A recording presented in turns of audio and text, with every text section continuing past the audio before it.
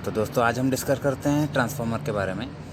Transformer क्या है और ये कैसे काम करता है और इसके टाइप्स कौन से हैं और इसका वर्किंग प्रिंसिपल। तो सबसे पहले तो हम शुरू करते हैं ट्रांसफार्मर क्या है। तो दोस्तों ट्रांसफार्मर एक इलेक्ट्रिकल स्टैटिक डिवाइस है जो कि वोल्टेज एंड करंट को लेवल को हायर लेवल से लोअर लेवल को एक सर्किट से दूसरे सर्किट को ट्रांसफ़र करेगा बिना फ्रिक्वेंसी को चेंज किए हुए। इसको हम कहते हैं ट्रांसफार्मर। और इसके बाद में हम देखते हैं स्टेप अप और स्टेप डाउन ट्रांसफार्मर क्या है। स्टेप अप ट्रांसफार्मर यानी कि जो आपका प्राइमरी वाइंडिंग है इसमें जो है नंबर ऑफ़ टर्न्स जो है कम रहेगा और वही सेकेंडरी वाइंडिंग में नंबर ऑफ़ टर्न्स जो है ज़्यादा रहेगा। जैसे आप प्राइमरी वाइंडिंग को इलेक्ट्रिकल सोर्स को कनेक्ट करेंगे वो मैग्नेटिक फील्ड को जनरेट करेगा, जो जाके सेकेंडरी वाइंडिंग को जो लिंक होगा वहाँ पे नंबर ऑफ़ टर्न्स ज़्यादा रहने के कारण वहाँ पे वोल्टेज लेवल जो है इंक्रीज़ हो जाएगा। इसको हम कहते हैं स्टेप अप ट्रांसफार्मर, यानी कि प्राइमरी साइड से सेकेंडरी साइड का वोल्टेज जो स्टेप बढ़ जाएगा, इंक्रीज़ होगा, उसको हम स्टेप अप ट्रांसफार्मर कहते हैं। उसके बाद में step down. Step down transformer में क्या है दोस्तों, आपका इस कंडीशन में प्राइमरी वाइंडिंग में नंबर ऑफ टर्न्स जो है ज़्यादा रहेगा, सेम सेकेंडरी साइड में क्या है नंबर ऑफ टर्न्स जो है कम रहेगा, जिसके कारण क्या है वोल्टेज हायर लेवल से लोअर लेवल को स्टेप डाउन यानी कि डिक्रीज़ हो जाएगा। इसको हम कहते हैं स्टेप डाउन ट्रांसफार्मर। उसके बाद में आपका जो ट्रांसफार्मर जो है ये जो काम करता है Faraday's law of electromagnetic induction यानी कि म्यूचुअल इंडक्शन पे आपका ट्रांसफार्मर जो है काम करता है। जैसे मान के चलिए आपका ट्रांसफार्मर के अंदर जो कोर रहता है, कोर के अंदर दो वाइंडिंग रहता है, एक हाई वोल्टेज वाइंडिंग और लो वोल्टेज वाइंडिंग। ऐसे भी कह सकते हैं, नहीं तो आप एक प्राइमरी वाइंडिंग भी कह सकते हैं, दूसरे को सेकेंडरी वाइंडिंग भी कह सकते हैं। जैसे आपका प्राइमरी वाइंडिंग मान के चलिए आप इसको इलेक्ट्रिकल सोर्स से कनेक्ट करेंगे और इसको आप स्विच ऑन करेंगे तो क्या होगा, जो प्राइमरी वाइंडिंग है और जो कॉइल है वो एक मैग्नेटिक फील्ड और फ्लक्स को प्रोड्यूस करेगा उसके सराउंडिंग।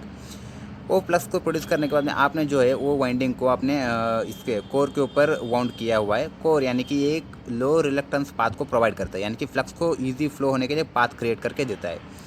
तो ये क्या है, ये फ्लक्स इसका नेचर जो है अल्टरनेटिव रहता है और इसका डायरेक्शन और एम्पलीट्यूड जो है कंटिन्यूसली चेंज होता रहता है। ये अल्टरनेटिव नेचर रहने के कारण क्या है, ये सेकेंडरी वाइंडिंग यानी कि फ्लक्स कोर के थ्रू फ्लो होते हुए सेकेंडरी वाइंडिंग को जाके लिंक होगा। लिंक होने के कारण क्या है, वहाँ पे ईएमएफ यानी कि इलेक्ट्रोमोटिव फोर्स इंड्यूस होगा, यानी कि वोल्टेज इंड्यूस होगा। वोल्टेज इंड्यूस होने के कारण सेकेंडरी में आपने जैसे भी वाइंडिंग किया हुआ है स्टेप अप और स्टेप डाउन के कॉन्फ़िगरेशन से, उसके हिसाब से आपको सेकेंडरी में वोल्टेज डेवलप करके देगा। अगर आपका सेकेंडरी सर्किट क्लोज रहे तो वहाँ पे आपको करंट भी फ्लो होने के लिए दिखेगा। इसके बाद में दोस्तों हम देखते हैं टाइप्स ऑफ ट्रांसफार्मर।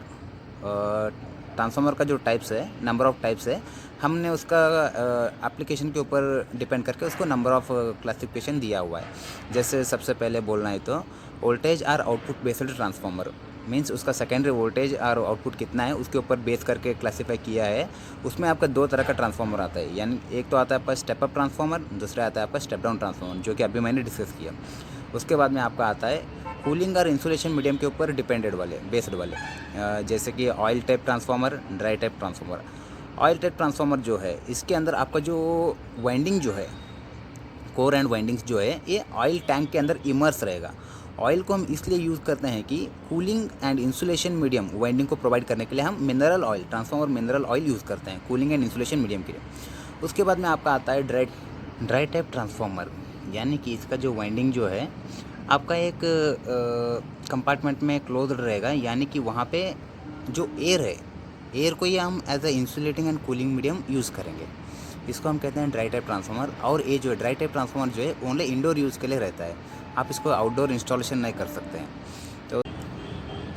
तो अभी आपका आता है कैपेसिटी बेस्ड ट्रांसफार्मर्स।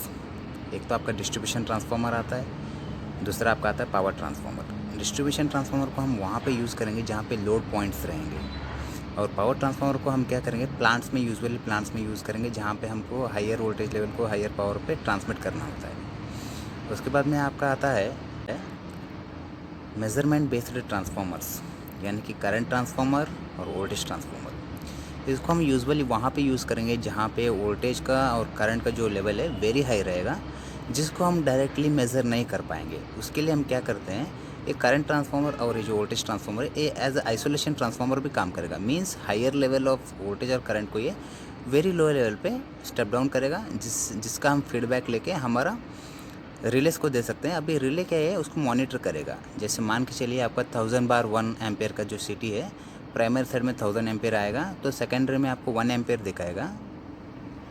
ये 1 एम्पेयर जो है रिले को फीडबैक जाएगा, उसके हिसाब से हमको मॉनिटर करना है कि अभी 1 एम्पेयर आया तो प्राइमरी में 1000 एम्पेयर करंट फ्लो हो रहा है। तो उसके बाद में आपका आता है VT वोल्टेज ट्रांसफार्मर।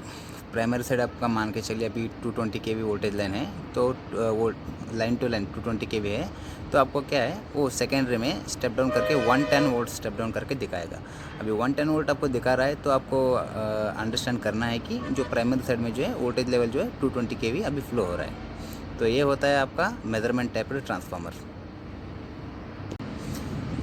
तो अगर आपको कोई इंटरव्यू में पूछे जो ट्रांसफार्मर जो है ये वोल्टेज को जब स्टेप अप और स्टेप डाउन करता है तो फ्रीक्वेंसी कितना चेंज होता है, तो आपको बताना है ये जो है सिर्फ और सिर्फ वोल्टेज और करंट के लेवल को ट्रांसफ़र करता है, वोल्टेज और करंट लेवल को चेंज करते हुए, लेकिन जो फ्रीक्वेंसी जो है वो कांस्टेंट रहेगा।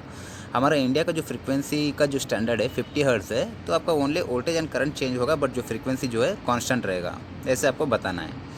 उसके बाद में दोस्तों आपको वो पूछेगा ये जो आपका डिस्ट्रीब्यूशन ट्रांसफार्मर जो रहता है इसका दोनों एंड में यानी कि हाई वोल्टेज साइड और लोअर वोल्टेज साइड किस किस टाइप का ब्रेकर इंस्टॉल किया रहता है, तो आपको बताना है जो हाई वोल्टेज साइड यानी कि जो प्राइमरी साइड जो जिधर 11 kV वोल्टेज जो है आपका वहाँ पे आपको वैक्यूम सर्किट ब्रेकर यूज़ किया जाता है, और वही बात लो वोल्टेज साइड यानी कि सेकेंड रिमाइंडिंग आप बोल सकते हैं वहाँ पे 415 वोल्टेज लेवल के जगह पे एयर सर्किट ब्रेकर को यूज़ किया जाता है, क्योंकि वोल्टेज लेवल कम रहने के कारण वहाँ पे आर्क क्वेंचिंग मीडियम एज हम एयर को यूज़ करते हैं। वही बात हम 11 kV सेट बोल रहे हैं तो वहाँ पे वोल्टेज लेवल हाई रहने के कारण हमने जो आर्क क्वेंचिंग मीडियम जो है वैक्यूम को यूज़ किया हुआ है। थैंक यू दोस्तों।